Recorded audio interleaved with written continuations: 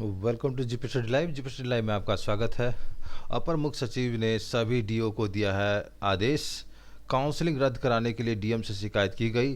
साथ ही मिथिला विश्वविद्यालय में शिक्षकेतर कर्मियों के रिक्त पदों पर जल्द होगी बहाली। और इसके डिटेल्स हम सारी डिटेल्स देखेंगे। 25 फरवरी के लिए कुछ क्या आदेश है वो जानकारी हम लेंगे, इसकी डिटेल्स देखेंगे। और पूरे भारत भर में जो वैकेंसीज हैं वो उसके संबंध में क्या है डिटेल्स, वो सारी चीज़ देखेंगे। तो चलिए, जीपी स्टडी लाइव पर आप नए हैं तो इस चैनल को लाइक सब्सक्राइब तथा शेयर करें, बेल आइकन को प्रेस करके ऑल का ऑप्शन जरूर दबाएं। बिना समय गवाए देखते हैं क्या डिटेल्स हैं इसके। तो देखिए क्या कहा गया है। काउंसलिंग रद्द करने वालों के लिए डीएम से शिकायत की गई। और ये खबर आपको साहेबगंज के चयनित अभ्यर्थियों के सोमवार को जिलाधिकारी को पत्र देकर असामाजिक तत्वों द्वारा साहेबगंज की काउंसलिंग रद्द कराने की कोशिश की जाने की लिखित शिकायत की है। और देख सकते थे साहेबगंज में जो है आप लोग जैसा जैसा कि जानते हैं कि साहेबगंज का जो है काउंसलिंग बड़ी क्रिटिकल प्रक्रिया के तहत की गई। और वहाँ जो है स्थानीय लोगों और बाहर के लोगों के द्वारा जो है काफ़ी उपद्रव मचाया गया और काफ़ी मारपीट भी हुई, हाथापाई भी हुई। बाहर के लोगों का ज़्यादा काउंसलिंग हुआ वहाँ पर। जैसे यूपी के हमको लगता है 29 सीट में से 25 सीट जो है यूपी वाले ले गए और मात्र 4 सीट ही बिहार वाले को मिल पाया।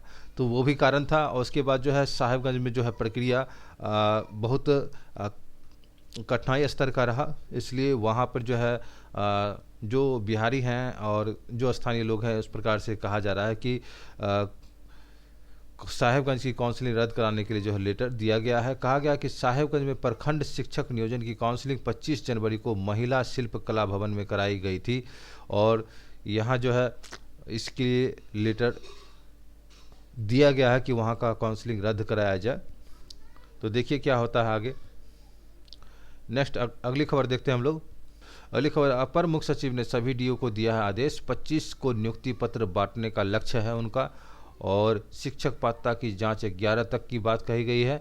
और राज्य के प्रारंभिक विद्यालय में रिक्त पदों पर वर्ष 2019 से प्रारंभिक हुई नियुक्ति की प्रक्रिया के दौरान चयनित सभी अभ्यर्थियों की पात्रता उत्तीर्णता की जांच हर हाल में 11 फरवरी तक हो जाएगी।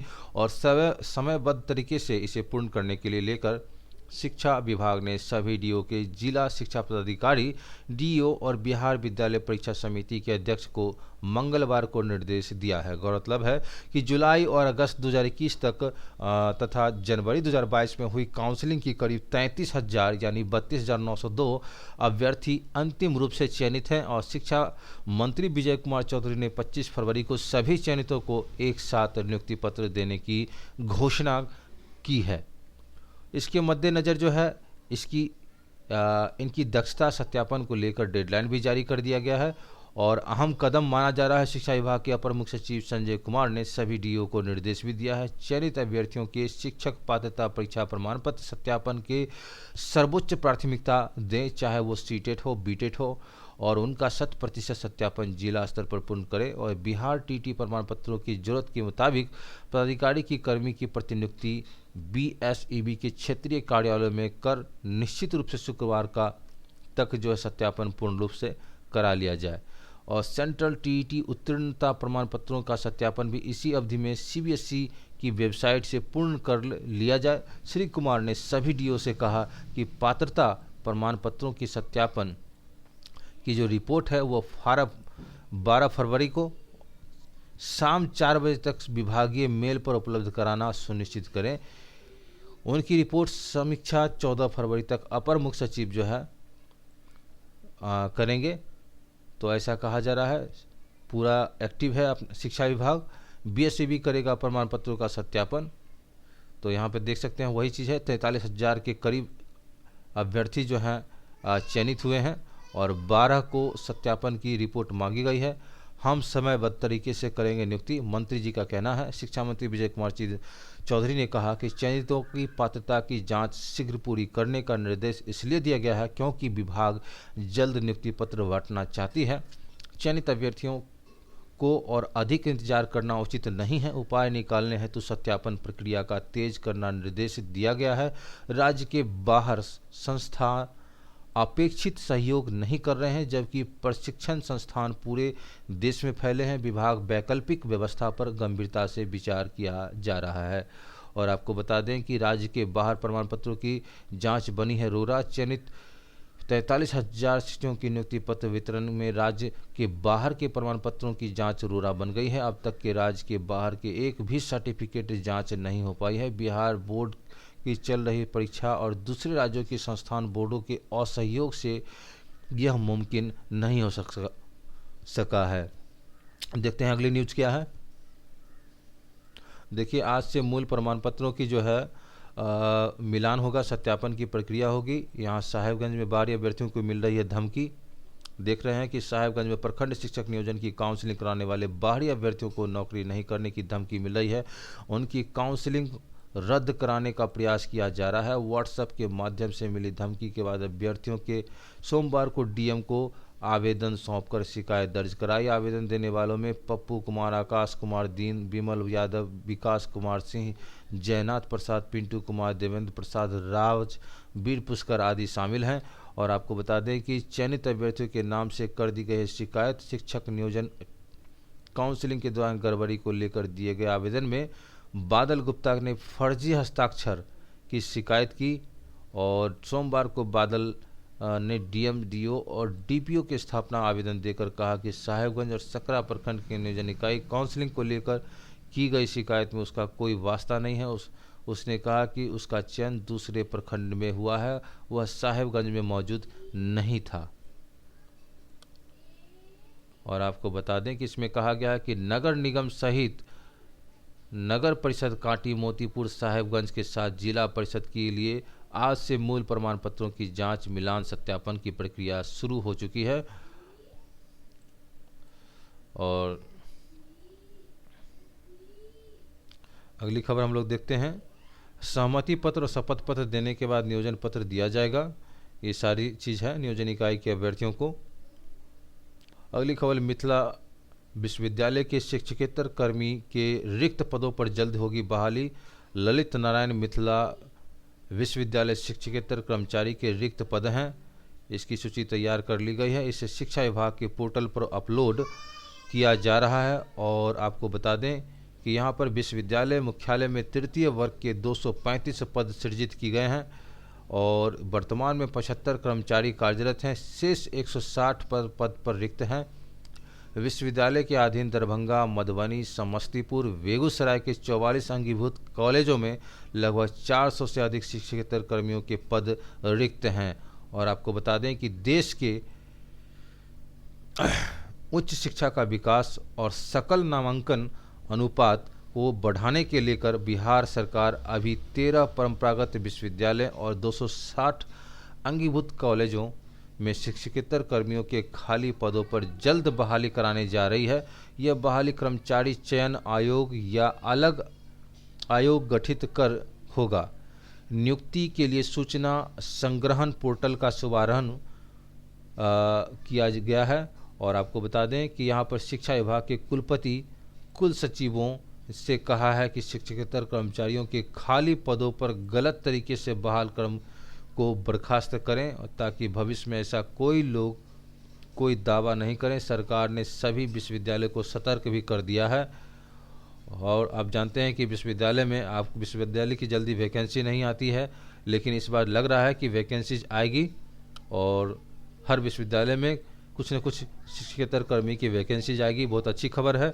और बहुत लोग अपने खुद ब खुद जो है काम करके और कैजुअल पे वैसे ही काम करके अपना पैर जमाए रहते हैं विश्वविद्यालय में और अन्य तरीके से कमाई का एक माध्यम बना लेते हैं।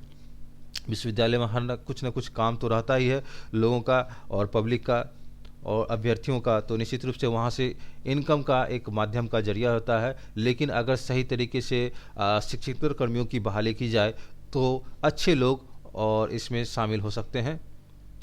यहाँ पर बता दें कि लाइब्रेरियन और प्रयोगशाला सहायक के भी पद रिक्त हैं। शिक्षा विभाग सूबे के सभी विश्वविद्यालय के कुलपतियों से कहा है कि शैक्षणिक सत्र का नियमित संचालन होना चाहिए, तभी उच्च शिक्षा विभाग का लक्ष्य जो है हासिल कर पाएंगे। मिथिला समेत सूबे के अन्य विश्वविद्यालय में लाइब्रेरियन प्रयोगशाला सहायक पद की रिक्त हैं, इस पर सभी बहाली प्रक्रिया पूरी होगी।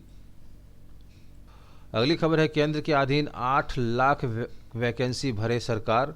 और राज्यसभा सदस्यों ने मंगलवार को केंद्र सरकार में खाली पड़े 8 लाख से अधिक पदों को भरने की मांग की है और इसे जोरदार तरीके से ढंग से उठाया। सदस्यों ने कहना है कि ऐसे समय में रिक्तियां अनिश्चित है जब देश में बेरोजगारी की दर अधिक है। शून्यकाल के दौरान इस मुद्दे पर उठाते हुए बी विजय साई रेड्डी ने कहा कि सरकारी क्षेत्र में रिक्तियां की भरमार है, ऐसे समय में बेरोजगारी बढ़ रही है। और आपको बता दें कि आधिकारिक आंकड़ों के मुताबिक केंद्र सरकार करीब 8 लाख रिक्तियां हैं, जिनमें 1 लाख सशस्त्र बलों का, 2 लाख रेलवे में रिक्ति हैं। रेड्डी ने कहा कि सरकार की रिक्तियों को अधिसूचित नहीं कर रही है, परीक्षा में आयोजित नहीं कर रही है। उन्होंने कहा कि परीक्षा प्रश्न पत्र लीक और अदालतों के मुकदमों के कारण कुछ देर हो सकती है। वी शिवदासन सीपीएम ने कहा कि विभिन्न मंत्रालयों द्वारा उपलब्ध कराए गए आंकड़ों के अनुसार सशस्त्र बलों में 1,25,555 पद खाली हैं और इसमें बताया जा रहा है आपको कि राज्यसभा में ये मुद्दा उठा है और बहुत अच्छी बात है। रेलवे में 2,65,547 हैं और 80,752 राजपत्रित पद खाली हैं। उन्होंने केंद्र सरकार के साथ साथ सार्वजनिक क्षेत्रों की इकाइयों में रिक्तियां को लेकर के भी कहा कि तत्काल भरने की मांग की जाए। और एमबी श्रेयस कुमार ने एलजेडी ने कहा कि बीते दिसंबर में बेरोजगारी दर 8% पर पहुंच गई थी। केंद्र सरकार ने 8 लाख पद खाली पड़े हैं और उन्होंने सरकार से अनुरोध किया है कि स्वीकृत पदों को भरने के लिए आवश्यक कदम उठाए जाए ताकि युवाओं को रोजगार मिल सके। तिरुचि शिवा डीएमके के भारतीय के पलायन का मुद्दा उठाते हुए कहा कि 18 मिलियन लोग देश से बाहर रह रहे हैं। और आपको बता दें कि 2000 और 2020 के बीच भारत ने 10 मिलियन नागरिकों के दूसरे देशों में जाने के साथ साथ सबसे बड़ा प्रवास देखा है। उन्होंने कहा कि 2015-2021 के बीच 8.81 लाख लोगों ने अपने भारतीय नागरिकता का छोड़ दी है। उन्होंने कहा कि ये निचले तबके और अकुशल मजदूर वर्ग के लोग नहीं हैं, बल्कि वैज्ञानिक, शोधकर्ता, डॉक्टर, आईटी पेशेवर और इंजीनियर जैसे कुशल कर्मचारी हैं। सरकार को ऐसे लोगों के पलायन को रोकने के लिए देश के भीतर अवसर पैदा करना चाहिए। बहुत अच्छी बात है।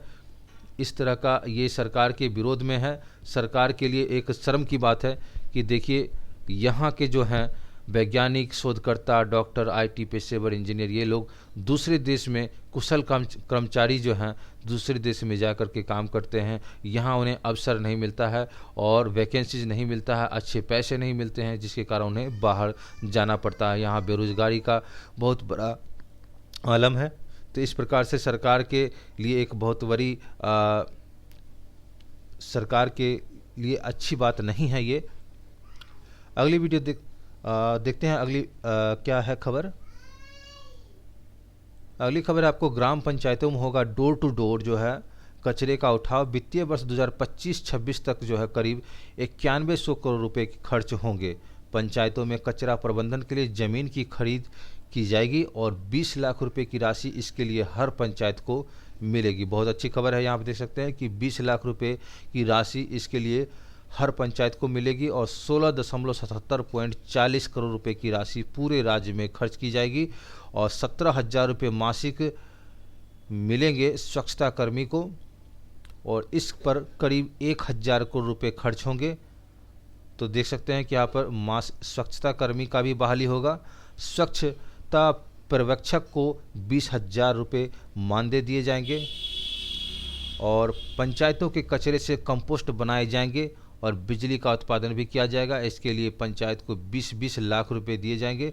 इस योजना पर 16.42 करोड़ रुपए की लागत की जाएगी और इस वित्तीय वर्ष में वर्ष 2025 से 16 तक 419.36 करोड़ रुपए की खर्च की जाएगी और ई रिक्शा के रखरखाव एवं अन्य उपकरणों पर 419.35 करोड़ रुपए खर्च किए जाएंगे।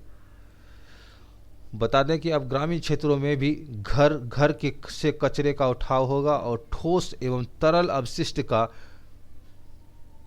तो इसको लेकर के जो है राज्य सरकार कार्य योजना बनाना शुरू कर दी है। पंचायती राज विभाग, ग्रामीण विकास विभाग और मिलकर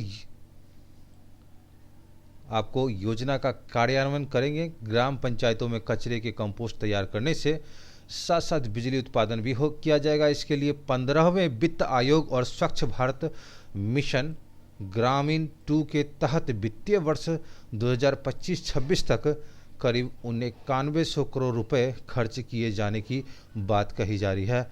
और आपको बता दें यहाँ पर कि ग्राम पंचायतों के औसतन 1.25 करोड़ रुपए की राशि उपलब्ध कार्य करेगी। सभी 8072 ग्रामीण पंचायतों में एक स्वच्छता पर्यवेक्षक और ग्राम पंचायतों में सभी 1,13,307 वार्डों में एक स्वच्छता कर्मी की नियुक्ति संविदा के आधार पर की जाएगी। पंचायती राज विभाग से मिली जानकारी के अनुसार हर पंचायत में कचरे के उठाव के लिए एक ई रिक्शा उपलब्ध कराई जाएगी। ई रिक्शा 5 लाख रुपए की दर से खरीदी जाएगी। इस पर वित्तीय वर्ष 2025-16 तक 419.36 करोड़ रुपए की खर्च के लिए किए जाएंगे। ई रिक्शा के रखरखाव एवं अन्य उपकरणों पर 419.35 करोड़ रुपए की खर्च किए जाएंगे।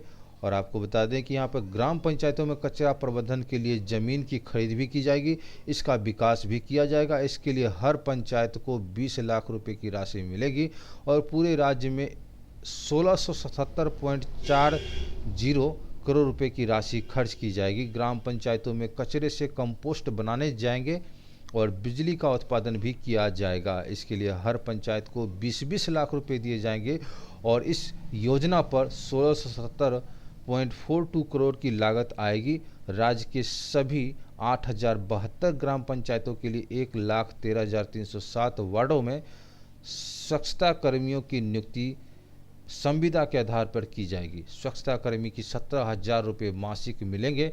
इस पर करीब 1,000 करोड़ रुपए की खर्च होंगे और हर पंचायत में एक स्वच्छता पर्यवेक्षक की नियुक्ति की जाएगी।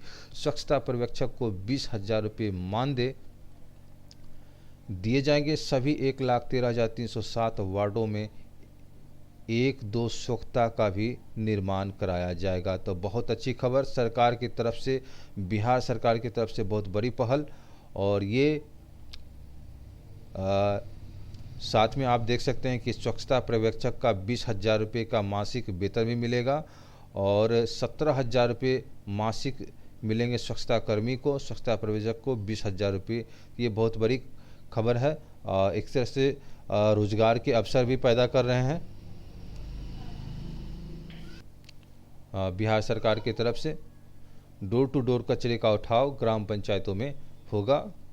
इस तरह से पंचायती राज को और सशक्त बनाने का एक अच्छी कदम, एक अच्छी पहल।